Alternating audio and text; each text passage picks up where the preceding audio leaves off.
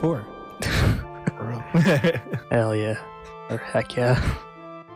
Alright. Alright, so here we go. I'm gonna start right about now. So, Super Castlevania 4.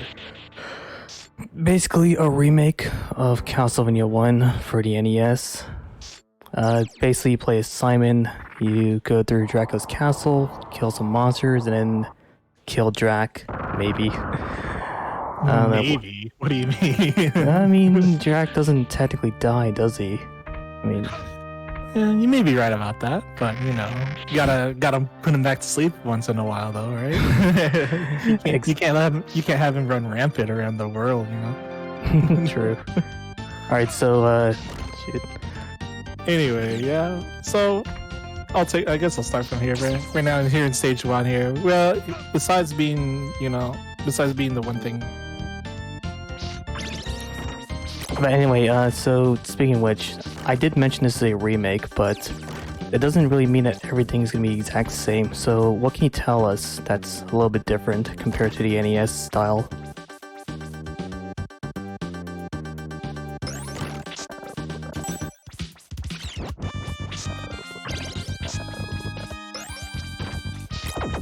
David?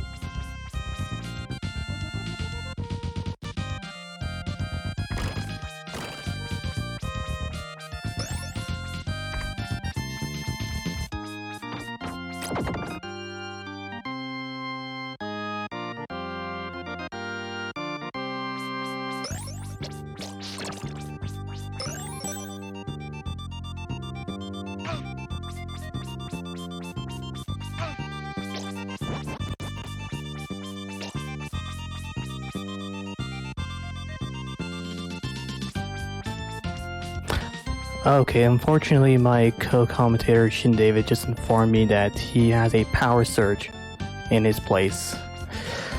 Oh well, that's unfortunate.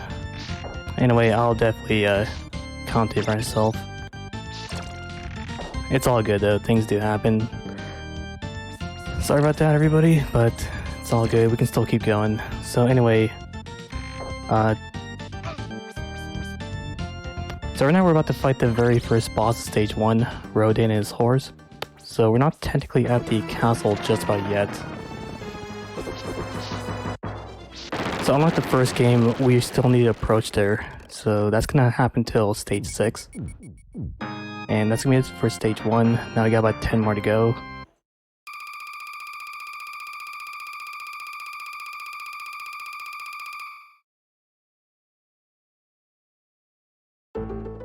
Alright, so stage 2 consists of a spooky, scary forest with some really catchy music and these really annoying purple hands.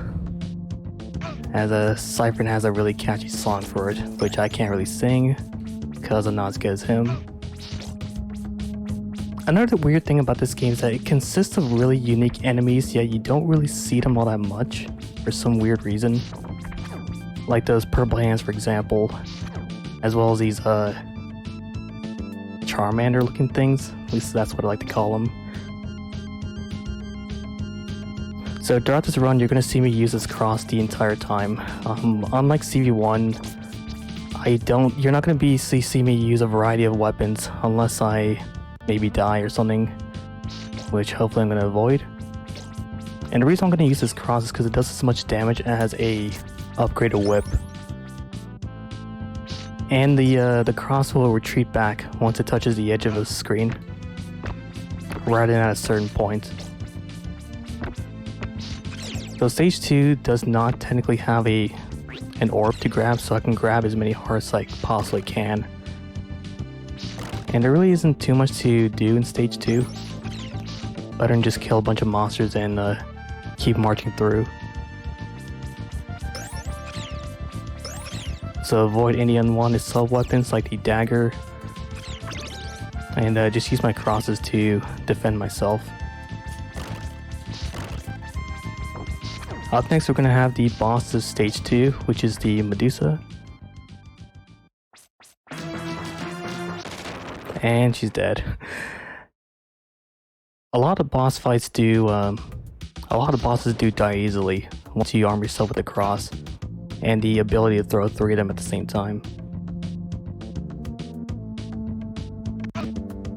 So definitely is like one of the most useful, if not the most useful, sub-weapon in the entire game.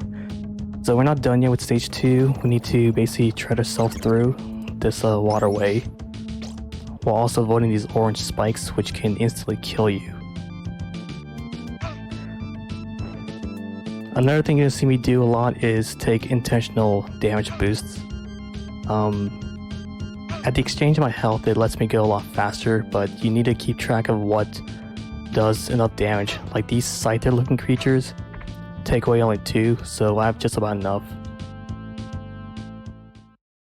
And now we are in stage 3. So the unique thing about stage 3 is that it's separated by 3 different sub-levels: a cave, an underwater level, and a abandoned sunken city. But the only thing to worry about in the cave section are these mudmen, because where they move at is all RNG. So I got lucky with the first one, but let's see how the other 3 go. And that is a terrible pattern, never mind. Unfortunate, but it happens. In the event that maybe you take a lot of damage, you need to like basically rethink your strategy for the later stage, or parts of it. But that's a good amount of damage taken, it's all good. Now we're in the waterfall level, which is just your basic platforming. There isn't really too much to talk about. So right now I'm going to do something called the ring glitch, which is basically that. Kind of got a little sloppy there, but it happens. What I basically did over there is I manipulated my whip downward just as Simon went up, to basically trick the game into, or basically tricking the physics in this game to making Simon launch upward.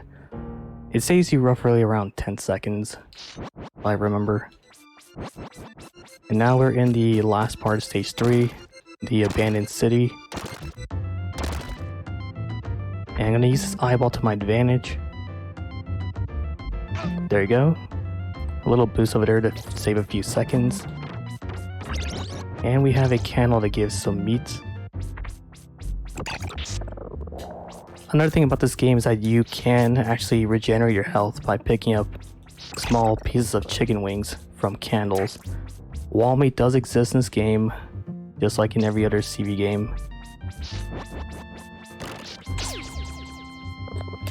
And now we're going to be approaching the final screen of stage 3, which can get a little bit scary with these bone snakes. But take damage from this one for a boost. That way you can despawn the second one and then ring glitch your way upwards. Avoid these birds and these skeletons and you should be good to go.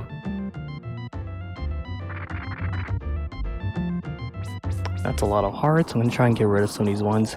The more hearts you have, the more time you're going to waste. So I'm going to try and get rid of some of these ones.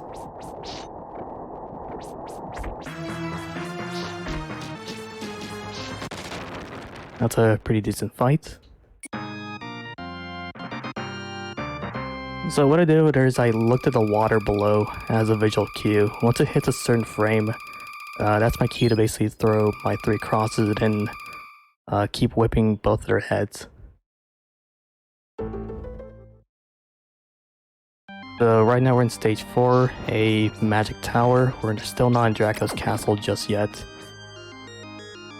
This tower is owned and operated by Coronat, Dracula's main wizard, which you will see very soon. But this is pretty much the first boss, stage to implement a mini boss, which you'll see very shortly. A giant skull that goes by the name Poexel. Spelled backwards, it's look you up. So I'm gonna jump 4 times in a row to time my cross throws. Unfortunate. Those peanuts rocks things, they're very RNG, and I got hit there in the last second, which is fine. Now comes probably my favorite part of the entire run. The coffee break room, as I like to call it. Basically, I like to ring glitch my way over here in order to land onto the next platform a little bit early. But I usually take this opportunity to maybe finish my cup of coffee or just relax for now. But of course I gotta keep track of these Medusas over here, because if I get hit, I'm gonna fall down and die. Alright, break time's over. Let's continue.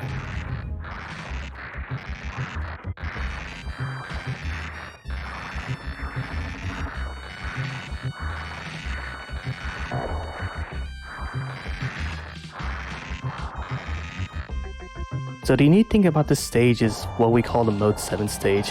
DB4 was a launch title, I believe, for Europe. So it's kind of clear the developers want to showcase how awesome the Super Nintendo is. I hope nobody gets sick when looking at this room. I know it did for me. This is what we call the spinning room. Basically keep marching forward and try not to stop, because if you stop for a moment or mess up in any way, it's gonna screw up the spawns for these skeletons. But we don't need to worry about that anymore. Now comes the very last screen of stage 4.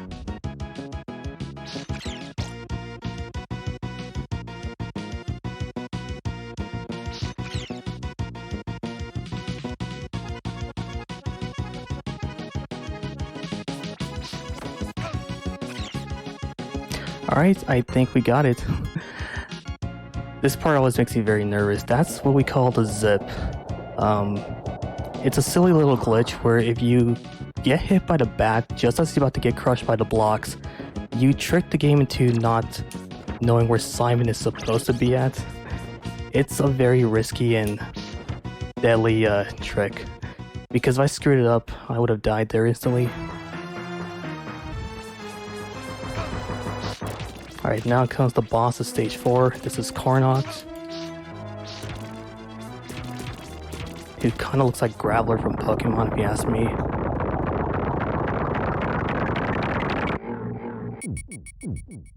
And that's gonna be it for stage 4.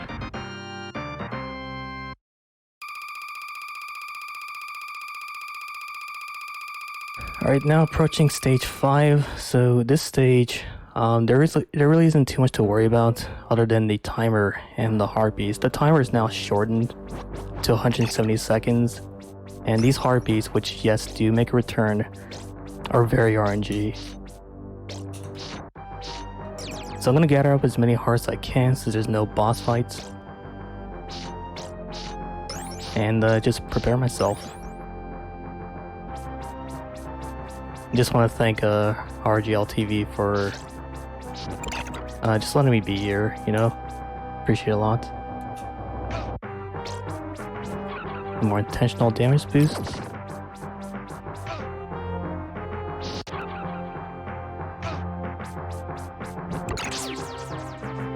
Alright, so...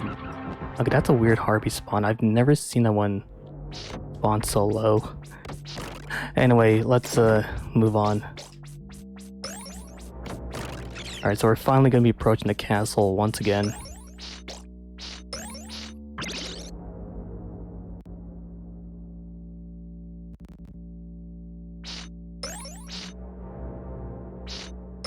About 14 hearts, that's good enough. Oops. I usually press the pause button to skip these cutscenes. Anyway, welcome to stage 6. Dracula's Ballroom, where he throws all his wild parties at. So if this looks familiar to you, this is basically a remake of the first level from Castlevania 1, which you saw 2Snake play earlier. Shout out to 2Snake. GG on your run. As well as for CV2 Randomizer. Alright, approaching, we're going to be having the Chandelier room. This part usually gives me a lot of anxiety because of the because of like how tight the platforming can be.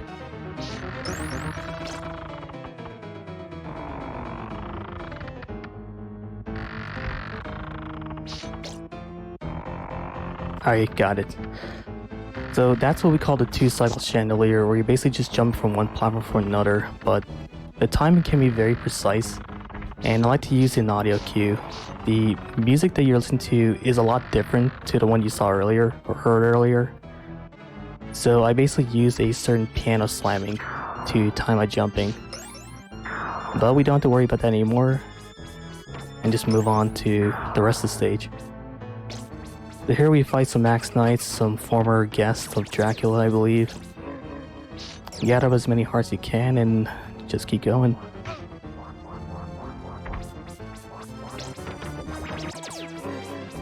Alright, that's good.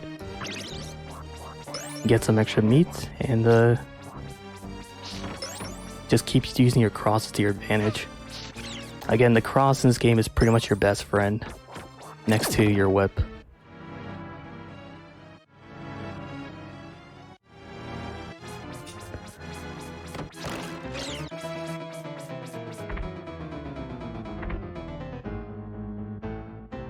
So same here, just use your crosses, use your whips. For these coffins, they will follow you, but if you jump over them, you won't be able to trigger their little like thing to chase you down. Up next we have what we call the skeleton hallway, a hallway full of skeletons. Again, same thing, use your crosses, time them, as well as your whips. That's pretty good. Now we have a second one. This one can be a little bit tricky because that skeleton over there, his movements are different each time. But it's all good. Now we're approaching the second to last screen. Alright, that's good. That's what we call the coffin boost, where instead of destroying all coffins, just destroy a portion of them. And then just basically walk forward and boost yourself. So this part, these ghost specters things are very RNG. So you can't really predict. Oof. That's that's tricky. They can kill your run if you're not careful. Now comes the boss stage 6 and they're dead. I love this boss fight so much because of how quickly you can kill them. Alright, that's gonna be it for stage 6. Now we got stage 7, personally my favorite one, which is the library and armory stage.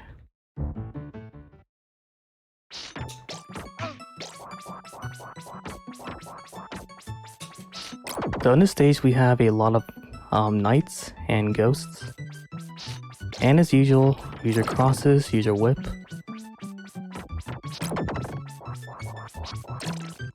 The one thing I don't like with the stage is what we call the book jump, which you will see very later. Oops.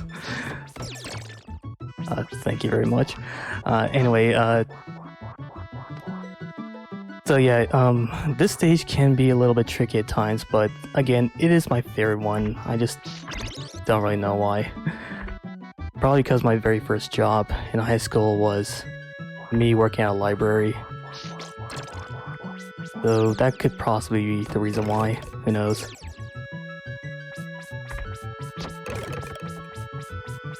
There it is, that's the book jump. Again, just like the chandeliers, you're just going from one platform to another, but the timing is so precise and scary that if you screw it up, you're dead. And of course we don't want that, because you will lose all your crosses and a lot of time.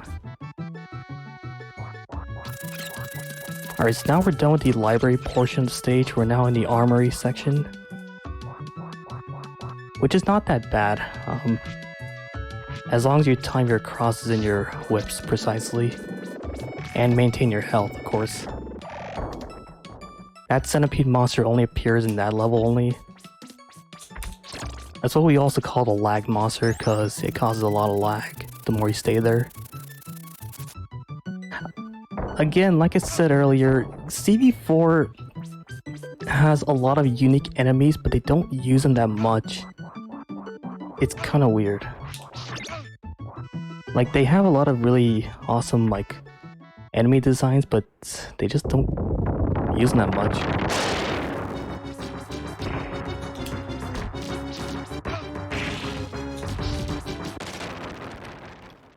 That is Sir Dracula. He is Dracula's head knight. He can be very scary if your health is super low because his attack patterns are completely RNG. Sometimes he'll throw his axe at you, sometimes he'll do some weird attack, but luckily I had enough health to destroy him.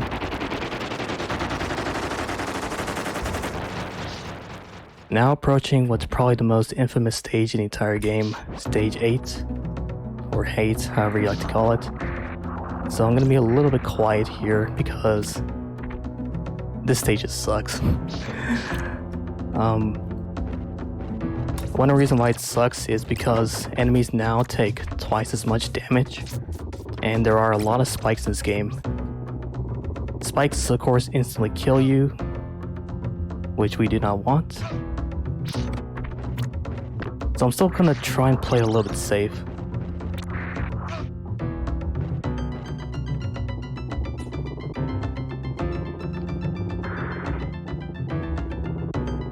Another thing I want to point out, I'm also playing the Japanese version of Castlevania 4, which if some of you played the US version, you're probably wondering why is there red blood instead of green sludge.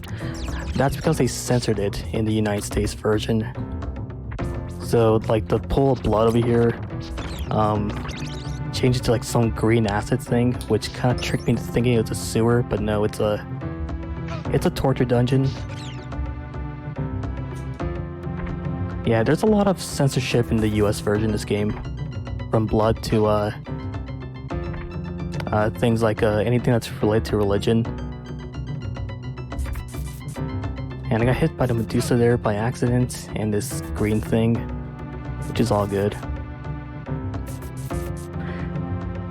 Again, this stage is just terrible. So I took a lot of damage. I'm gonna use this potion as a little safety method. Usually I go past this whole part of the stage getting hit on purpose, but I don't want to risk it, especially for a marathon. The important thing is as long as you're not dead, that's all it is to me. Now comes the Vegas Bridge, which is basically a huge gamble. If you're going to boost yourself, you're basically just gambling right there. And I'm not really much of a gambler except for maybe some poker occasionally. Anyway, I can finally breathe now. Stage 8 is now over.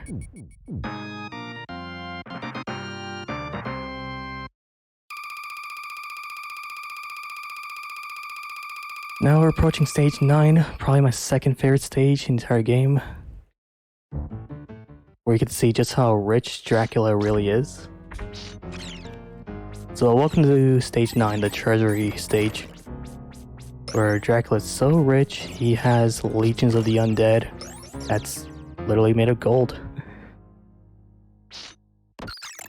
A nice little touch from the developers if you ask me. But it's also the most laggiest stage in the entire game, because these platforms that you're going to see very soon will disappear the moment Simon touches them, which will make the entire game lag a lot. So the ideal thing is to basically jump the very like basically the key frame you touch it, but it can be very tricky because the game does lag, and it can be very scary if you mess up your inputs. So this part, I'm gonna basically time my cross throws to kill these skeletons ahead of time. Alright, good enough. Didn't kill that guy, but that's fine.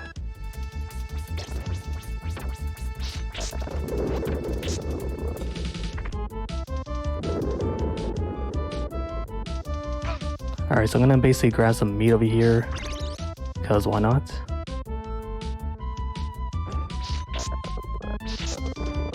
Swing my way forward.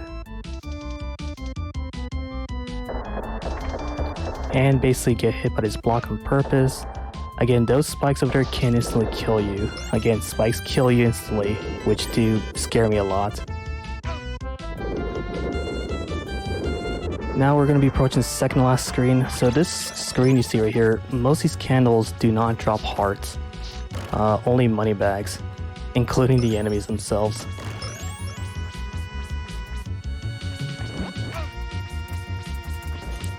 So I'm not going to kill that bone dragon in order to despawn the second one. Alright, last screen and then we're going to fight the boss.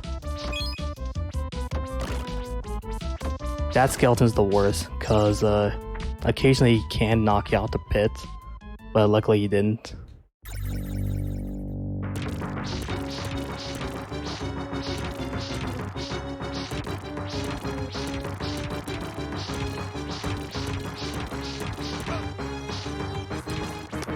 Alright, so this is Zapbat, a giant badman of gold.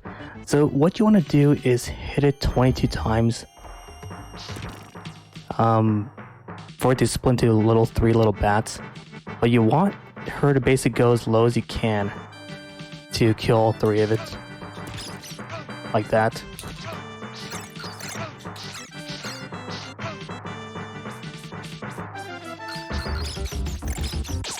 That was very scary, but we're fine. Again, a deathless run is all I care about. Like, I'd rather take 3 awful boss fights than dying instantly, you know what I mean? Alright, I can finally breathe again. Now we're in stage A, the second to last level. The clock tower stage. It can't be a Castlevania game without one. They're usually the worst.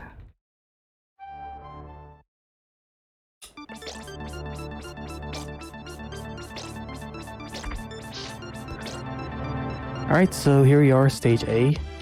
And of course, if you were here earlier when Da1niceguy was playing Castlevania 2, you'd probably recognize this song right here.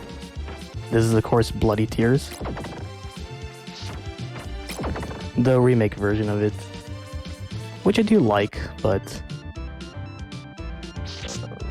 I don't know, I don't really have favorites to which version I like for certain titles. I like all of them. But anyway, the biggest thing you need to worry about are the gears, because their landing blocks can be a little bit tricky. So it can be very easy to slip and fall down, unfortunately. So now comes the climbing stage, which I'm going to try and be a little bit careful here.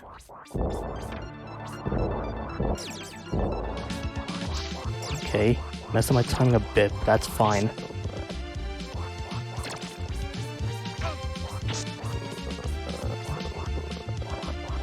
And there you go.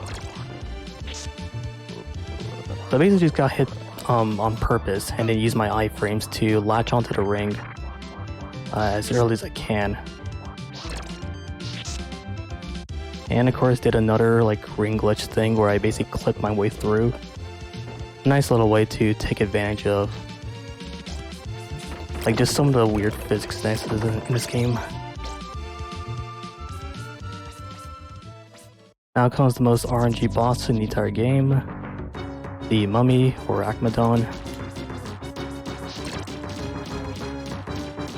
I'm sure some of you are probably hearing my phone ringing there. Nope, it's a telemarketer, just saw the ID. Anyway, that's Akmadon. Now we're on to the final stage.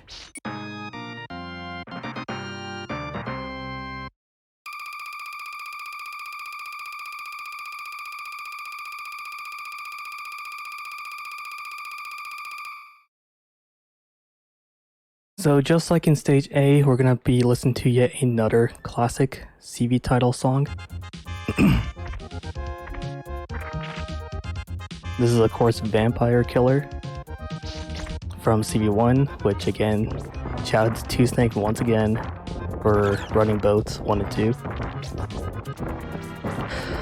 So for this part of the stage, I'm basically going to be collecting as many hearts as I can. I don't need to worry about any in-game orb or whatnot. So gather as many hearts as I can. Get hit by these bats to move forward.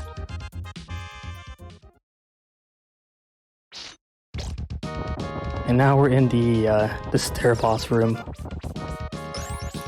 which plays yet another classic CV title song. This is the beginning from Castlevania 3. It's just a nice little way to honor the original titles by remaking their iconic songs. So the biggest thing to worry about are these stairs. You don't really want to fall through. As silly as it may sound, Castlevania 4 has this weird glitch where you actually can fall through stairs. Basically, if Simon's feet touches the corner of each step, there's a chance you will fall down, which is really silly. But luckily, they fixed it in later games.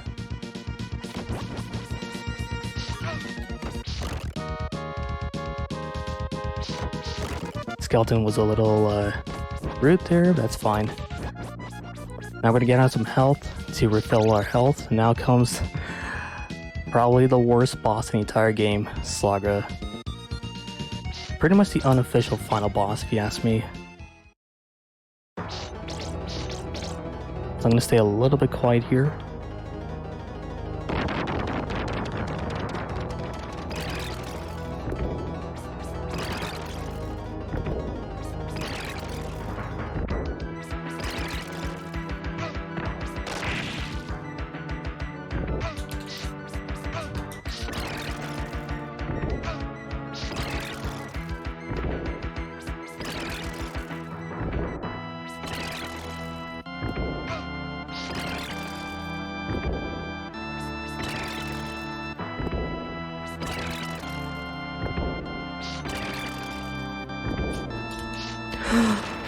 Still alive, yay! Slagra's the worst. That's all I gotta say. But we can forget about him. Now we're gonna be approaching the third to last boss, Gaibon, who isn't really all that bad. Just time your crosses and your whips. And that's really about it. Now we have yet another Castlevania alumni boss approaching, Death, or Grim Reaper as you like to call him.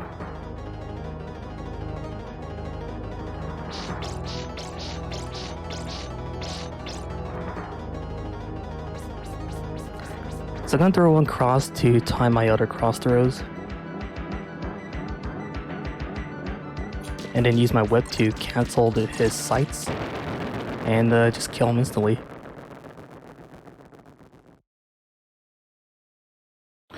So overall, very good boss rush, except for maybe Slagra. I mean, as long as I'm not dead, that's all that matters. But it is what it is with Slagra. Anyway, now we're approaching the final boss, Dracula himself. With full health and 21 hearts, we should be good enough. So this part, I'm going to count down 7 seconds from the in-game timer the moment the screen stops moving. So it stopped at 1777, and I'm gonna go start the fight right about now.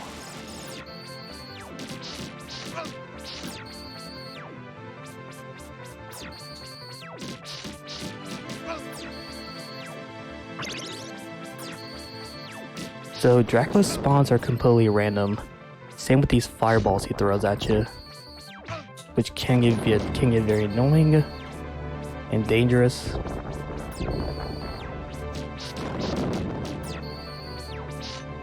Occasionally he will throw health at you, but unfortunately I didn't get any, which is fine.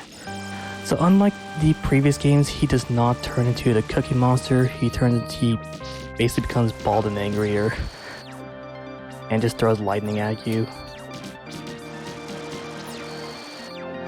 But he should be almost dead right about now, and that's gonna be it. Time is gonna come up very shortly in 20 seconds.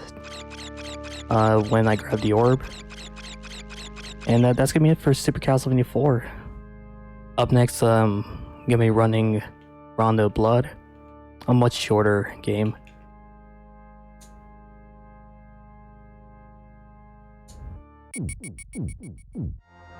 There we go, 34-35. Dun dun dun. Hello, David.